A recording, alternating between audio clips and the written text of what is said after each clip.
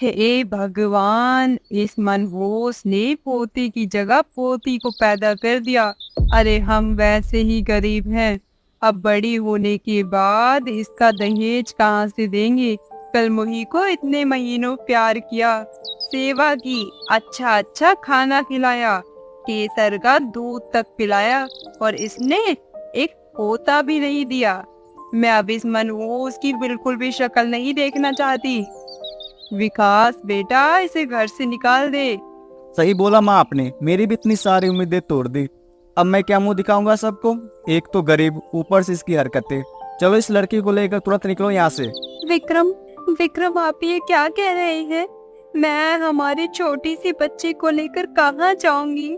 हमें थोड़ा रुकना चाहिए। क्या पता आपकी एक ख्वाहिश अगली बार पूरी हो जाए। तुम्हारा क्या भरोसा, तुम मुझे चूना लगा दो और मैं इंतजार नहीं कर सकता। मैं दूसरी लड़की से शादी करूंगा। वैसे भी तुम्हारे ससुराल से कौन सा दहेज मिला था मुझे। चली जाओ यहाँ से तुम दोनों। विक्रम, विक्रम जी ऐसा मत कहिए। माँ जी आप तो कुछ समझाने की कोशिश कीजिए।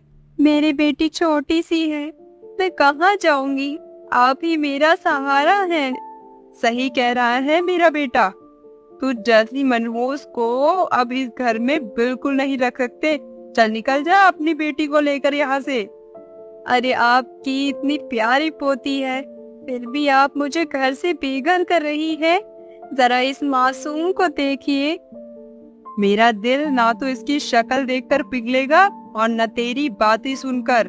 लगता है तू ऐसे नहीं मानेगी, या अभी तुझे इस घर से धक्के मार के निकालती हूँ। ऐसा बोलकर कमला उसका सामान बांधकर घर से बाहर फेंक देती है और उसे भी घर से बाहर निकालकर मुंह पर दरवाजा बंद कर लेती है। इस बात से सुधा बहुत रोती है। घर से निकालने के बाद बेचारी सुधा दर बदर इधर उधर भटकने लगती है। हे भगवान, और कितना चलूं? थक चुकी हूँ। मुन्नी को भी भूख लग रही होगी। बस बेटा चुप हो जा, ये ले दूध पी ले। मैं कहाँ जाऊंगी अपनी बच्ची को लेकर, कैसे पालूंगी उसे? कुछ महीनों बाद वह भी खाना खाने लगेगी। ऐसा कहकर सुधा एक छांव के नीचे बैठ जाती है। बहुत देर बाद उसे भूख लगती है। मुन्नी तो सो गई है, लेकिन मुझे भी भूख लग रही है। मैंने कुछ नहीं खाया है, तो वह दूध कैसे पिएगी? आखिर मैं मुन्नी को लेकर कब तक ऐसे भटकती रहूंगी?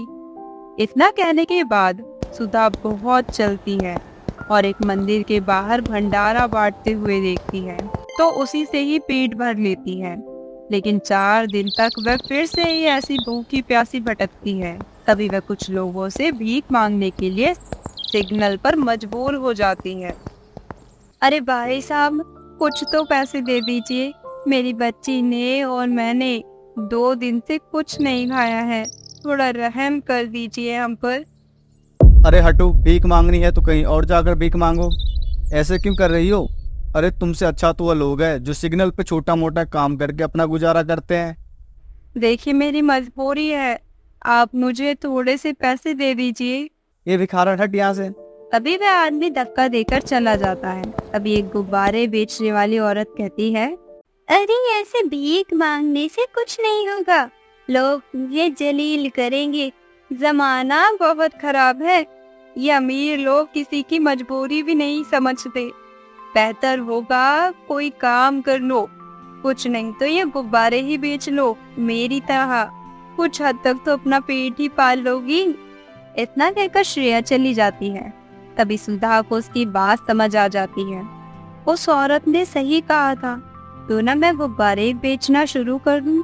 बच्चे और बड़े सब गुब्बारे को देखकर खुश हो जाते हैं। मैं वही बेचूंगी अब। कम से कम कुछ तो गुजारा हो जाएगा मेरा और मेरी बच्ची का।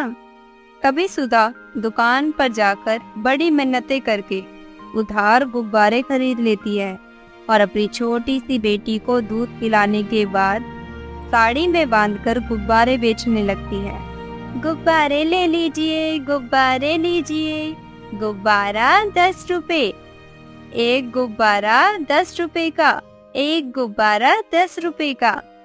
मम्मी मम्मी, मुझे गुब्बारा चाहिए, जरा दिला दो ना माँ। माँ प्लीज दिला दो। ठीक है बेटा, सुनिए, जरा मुझे गुब्बारे दे दीजिए। ये लीजिए पैसे। 20 के हैं ना?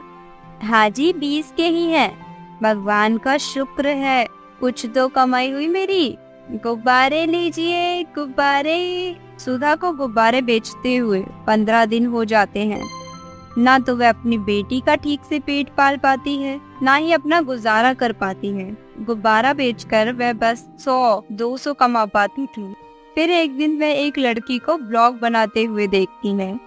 देखा रोहित, ऐसे वीडियो बनाकर मैं यूट्यूब पर डालूंगी तो वहाँ से मुझे बहुत सारे पैसे आएंगे और फिर मैं अमीर बन जाऊंगी। यहाँ से पैसे कमाना सबसे आसान है, बस रोज वीडियो बनाकर सब्सक्राइबर जोड़ने हैं। अरे वाह, ये तो सबसे ज्यादा आसान काम है, मैं भी ऐसे ही करूंगी। लेकिन इसके लिए मुझे एक फोन चाहिए होगा, और फोन तो कम से कम 20,000-15,000 का आता है। क्या करूं मैं अब? ऐसा बोलकर सुधा कुछ ही दूरी आगे चलती है कि उसके पैरों से एक चीज टकराती है। जैसे ही वह उसकी तरफ देखती है तो खुश हो जाती है, क्योंकि वह एक फोन था, चमचमाता नया फोन। भगवान आपका लाख लाख शुक्र है। मैं तो सोच रही थी वह इच्छा भी पूरी हो गई, मेरे पास फोन आ गया। अब मैं उस लड़की की तरह यूट्यूब पर वीडियो बनाऊंगी, गुब्बारा बेचते हुए। थोड़े से मुन्नी के साथ खेल लेती हूँ, बेचारी मेरी गोद में ही रहती है, चिपकी हुई है ना मेरी गुड़िया रानी। तभी वह एक पेड़ के नीचे बैठकर फोन से वीडियो शूट करती है और अपनी बेटी के साथ खेलती है। अले अले मेरा बच्चा, अकेले अकेले ब्लॉग कर रही है मम्मा के साथ। हेलो गाइस, तो आप देख सकते हैं ये मेरा यूट्यूब चैनल है। कोशिश है कि आप ज़रूर मेरी वीडियो को लाइक, सब्सक्राइब और शेयर करेंगे। तो आज मैं आपकी बेटी के साथ खेल रही हूँ। पहले लोरी से लाऊंगी। आ लेके चलो तुझको एक छोटे देश में, जहाँ गुड़िया मिलती हैं परियों के वेश में। आ लेके चलूं तुझको एक ऐसे देश में, जहाँ गुड़िया मिलती हैं परियों के वेश में। तो दोस्तों नमस्कार, मिलते हैं कल।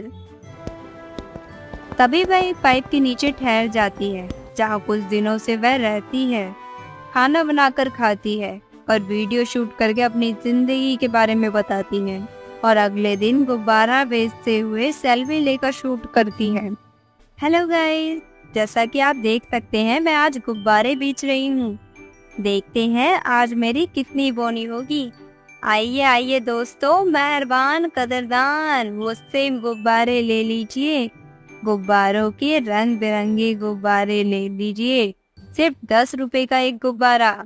जैसा कि दोस्तों आप देख सकते हैं मैं यहाँ गुब्बारे बेच रही हूँ।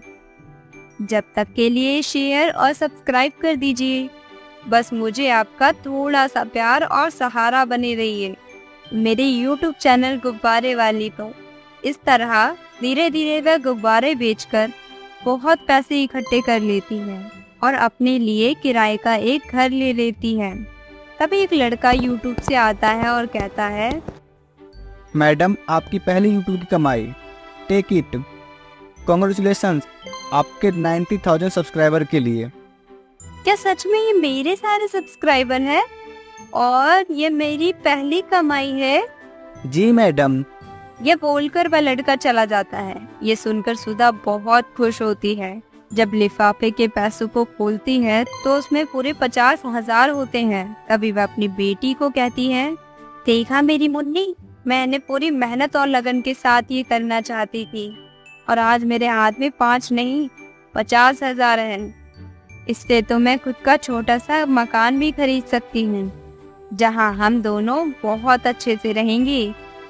इसके बाद सुधा अच्छे सोसाइटी में एक छोटा सा घर ले लेती है और अब मेहनत के साथ YouTube पर वीडियो बनाती है और गुब्बारे भी बेचती है। धीरे धीरे उसके पास पैसे आ जाते हैं। उसकी बेटी भी 2 साल की हो जाती है और अब वह अपनी जिंदगी खुशी खुशी बिताने लगती है, साथ ही गरीब लोगों की मदद करती है।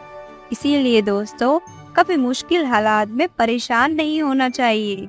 परेशानी का डटकर मुकाबला करना चाहिए।